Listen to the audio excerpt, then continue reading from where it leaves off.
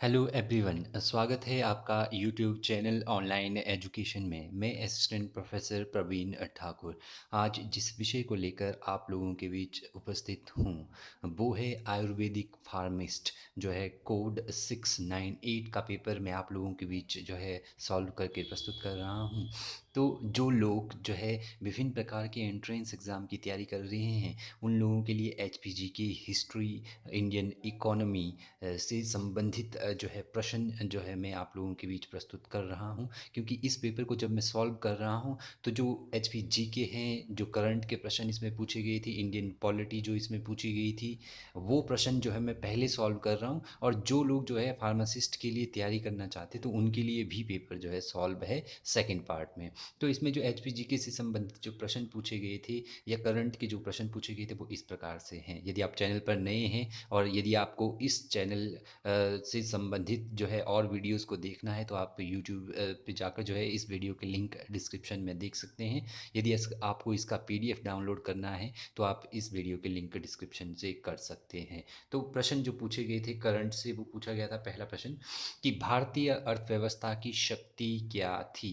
What was the strength of Indian economy. तो जो strength है इंडियन इकोनॉमी की वो है कृषि। तो 180 का आंसर, सॉरी 121 नंबर प्रश्न से इसमें करंट पूछा गया था। तो 121 नंबर प्रश्न का आंसर ए है। 122 नंबर प्रश्न पूछा गया था कि जैनियों के प्रथम तीर्थकार कौन थे। The first Tirthankara of Jains was. तो ये थे, इसका आंसर जो है 122 का आंसर डी रहेगा, जो ऋषभनाथ थे। ये जो है जो जैन थे, जैन के जो है प्रथम तीर्थकार इनको माना जाता है। 123 नंबर प्रश्न पूछा गया था, who was the first known Gupta ruler. प्रथम गुप्त शासक के रूप में कौन जाना जाता था।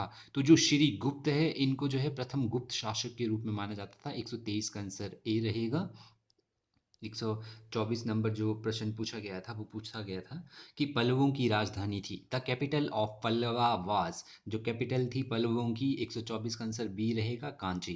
Kanchi was the capital of Pallavas. 124 का आंसर जो है बी रहेगा। 125 नंबर प्रश्न पूछा था, दिल्ली के खिलजी सुल्तान थे। The Khilji sultans of Delhi were. तो ये थे टर्क, जो है इसका आंसर जो है तुर्क रहेगा। 125 का ए, ये जो है दिल्ली के खिलजी सुल्तान तुर्क थे। 126 नंबर जो प्रश्न पूछा गया है वो पूछा गया था कि बहमनी साम्राज्य की स्थापना की थी। The Bahmani Bahmani kingdom was founded by. तो बहमनी साम्राज्य की स्थापना की गई थी अलाउद्दीन हसन द्वारा। तो 126 का आंसर जो है बी रहेगा। 127 नंबर प्रश्न पूछा था, गांधी जी का जो पसंदीदा भजन था वैष्णव जन तो, किसने लिखा था। Who scripted Gandhi ji favourite song Vaishnav Jan To. तो ये स्क्रिप्ट किया गया था, ये लिखा गया था चुन्नीलाल द्वारा। 127 का आंसर ए रहेगा। 128 नंबर प्रश्न पूछा गया था कि हु वॉज कांग्रेस की प्रथम महिला अध्यक्ष कौन थी। Who was the first women president of Congress. तो इसका 128 का आंसर ए रहेगा। एनी बेसेंट जो है कांग्रेस की प्रथम महिला अध्यक्ष थी। 128 का आंसर ए रहेगा।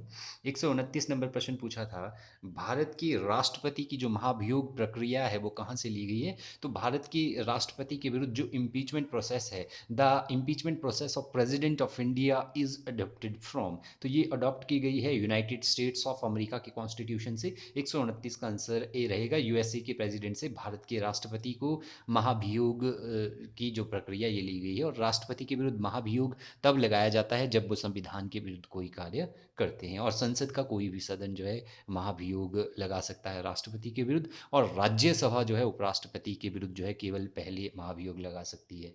130 नंबर प्रश्न पूछा था, भारतीय संविधान के कितने भाग है।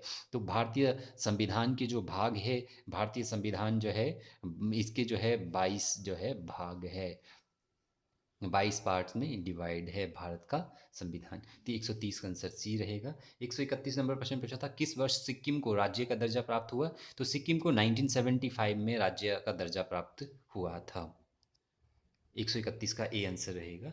132 नंबर प्रश्न पूछा था कि भारतीय संविधान की किस अनुच्छेद के अंतर्गत गोपनीयता का अधिकार आता है? Right to privacy come under which article of Indian constitution? तो जो अनुच्छेद 21 है उसके अंतर्गत जो है 132 का आंसर सी रहेगा। अनुच्छेद 21 के अंतर्गत भारतीय संविधान में जो है गोपनीयता का अधिकार आता है। 133 नंबर प्रश्न पूछा था कि मौलिक अधिकार निलंबित किए जा सकते हैं। Fundamental rights can be suspended. तो फंडामेंटल राइट जो है राष्ट्रपति द्वारा निलंबित किए जाते हैं। 133 का आंसर बी रहेगा। जब राष्ट्रपति जो है नेशनल इमरजेंसी लगाता है, चाहे वो आर्टिकल 352 हो, आर्टिकल 352 में नेशनल इमरजेंसी है, राष्ट्रीय आपातकाल। तो जब राष्ट्रपति राष्ट्रीय आपातकाल लगाता है तो नागरिकों के जो मौलिक अधिकार है वो सस्पेंड हो जाते हैं। सिर्फ आर्टिकल 20 और आर्टिकल 21 जो है नागरिकों के पास रहते हैं, राइट टू लाइफ और राइट टू लिबर्टी। 133 का आंसर बी रहेगा।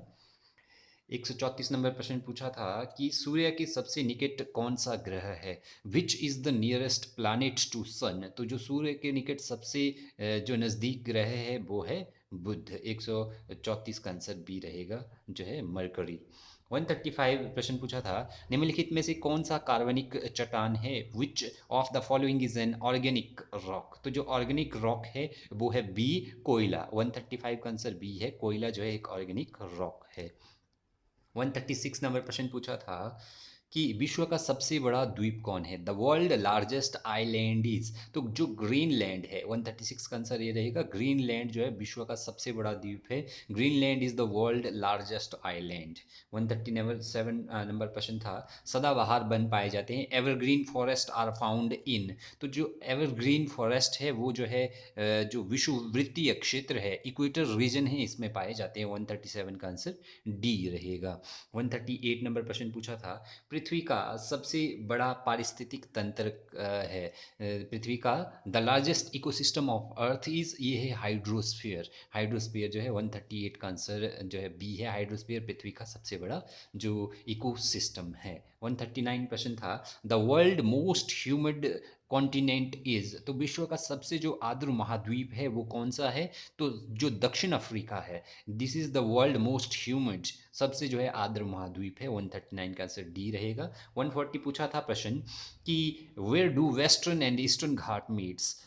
पश्चिम और पूर्वी घाट कहाँ मिलते हैं? तो ये मिलते हैं नीलगिरी हिल्स में। तो इसका आंसर ए रहेगा, नीलगिरी जो पहाड़ियों में जो है पश्चिमी और वेस्टर्न और ईस्टर्न घाट जो है मिलते हैं। तो 140 का आंसर ए रहेगा। 141 नंबर प्रश्न पूछा था कि लोकतक है एक, लोकतक क्या है? लोकतक इज ए, लोकतक एक लेक है, लोकतक एक झील है। 141 का आंसर जो है बी रहेगा। 142 प्रश्न पूछा गया था, कौन सी फसल जो है जायद मौसम में उगाई जाती है? Which crop is cultivated in जायद सीजन? तो जो फसल जायद सीजन में, जायद मौसम में उगाई जाती है वो है तरबूज, वाटरमेलन। 142 का आंसर ये रहेगा, तरबूज एक फसल है जो जायद मौसम में जो है जायद सीजन में कल्टिवेट की जाती है। 143 प्रश्न पूछा गया था, नागरहोल राष्ट्रीय उद्यान कहाँ स्थित है? Nagarhole national park is located in? तो जो नागरहोल राष्ट्रीय उद्यान है यह उड़ीसा में जो है स्थित है। 143 का आंसर बी रहेगा।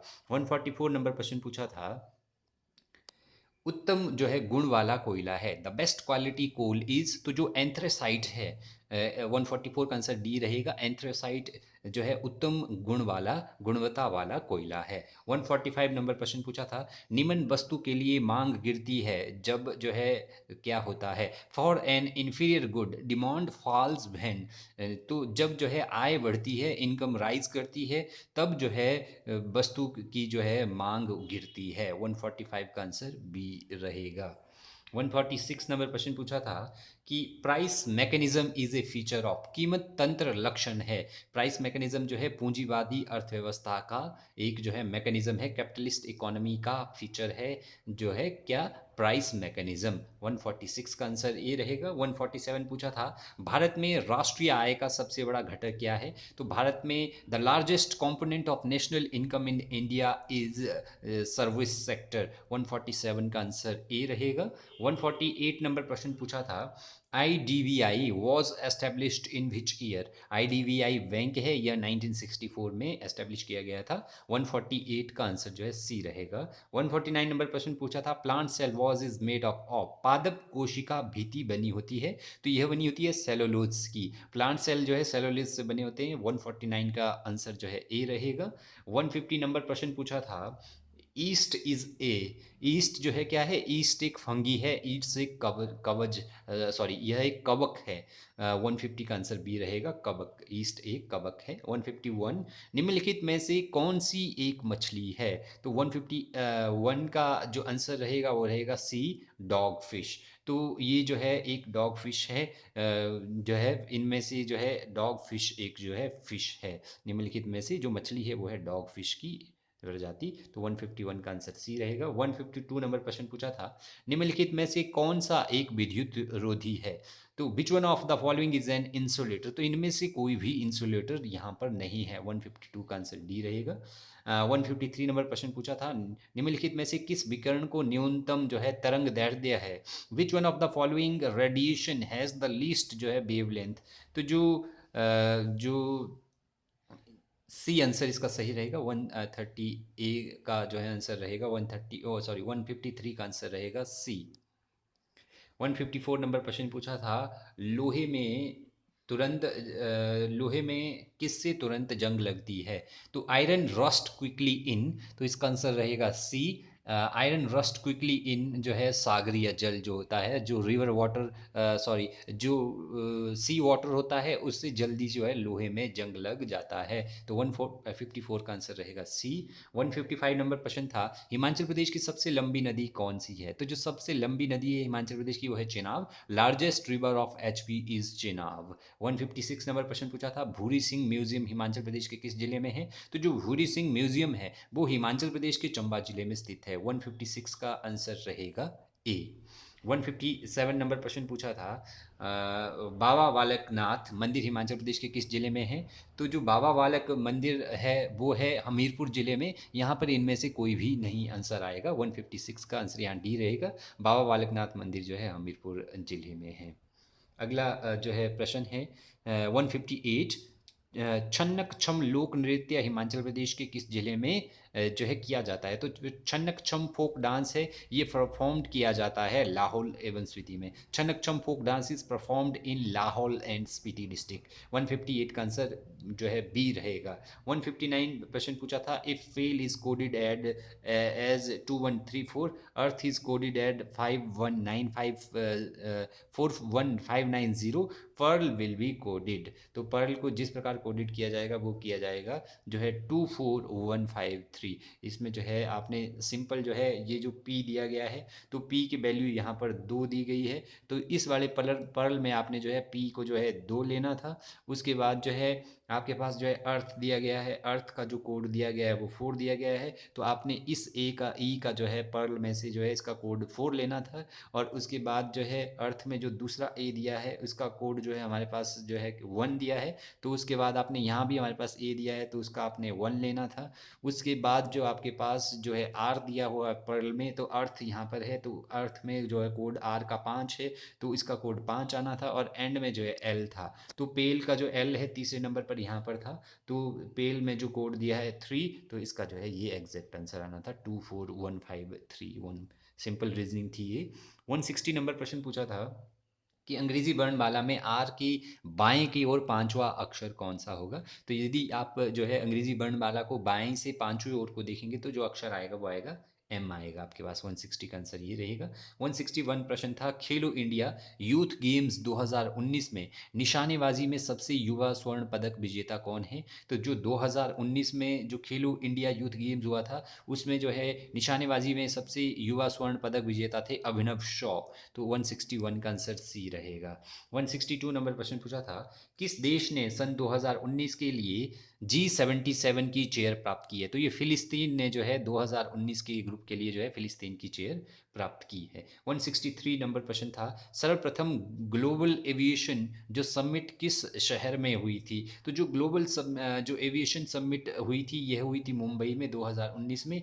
163 का आंसर जो है ए रहेगा। 160 ये क्योंकि मार्च महीने में 2019 में यह पेपर हुआ था। 164 का प्रश्न पूछा था, भारतीय फिल्म एवं टेलीविज़न संस्थान एफटीटीआई के नए अध्यक्ष कौन से नियुक्त किए गए हैं? तो वो थे ब्रिजेंद्र सिंह पाल, ये 2019 में नियुक्त किए गए थे। तो 164 का आंसर जो है डी है। 165 प्रश्न पूछा था, meaning of the idiom from the head to foot is, इसका अर्थ होता है ऑल ओवर टू बॉडी। तो 165 का आंसर जो है सी रहेगा, meaning of the idiom from head to foot is, इसका आंसर रहता है ऑल ओवर द बॉडी। 166 था, synonym of the word scrupulous is, तो इसका जो आंसर होता है वो होता है careful of details. Scrupulous is 166 का आंसर जो है डी रहेगा। 167 पूछा था, aggressive reaction do not take the form direct attack is called of, इसमें जो है aggressive reaction do not take the form of direct attack इसमें आएगा। 167 का आंसर डी आएगा। निर्लज में कौन सा समास है? तो इसमें अव्ययी भाव जो है समास है। 161 168 का आंसर ए रहेगा। निर्लज में जो है अव्ययी भाव समास है। 169 है शुद्ध शब्द है, तो इनमें से जो शुद्ध शब्द है वो है विशिष्ट। 170 का आंसर है अन्वय, अन्वय का जो संधि विच्छेद है वो है अनु जमा अ है। तो 170 का आंसर जो है सी रहेगा। तो ये था एचपीजी के सेक्शन जो है हिस्ट्री और करंट। होप ये आपको अच्छा लगा। तो यदि आपको और अच्छी जो है इस प्रकार की वीडियो चाहिए तो आप चैनल को ज़रूर सब्सक्राइब करें। Thank you.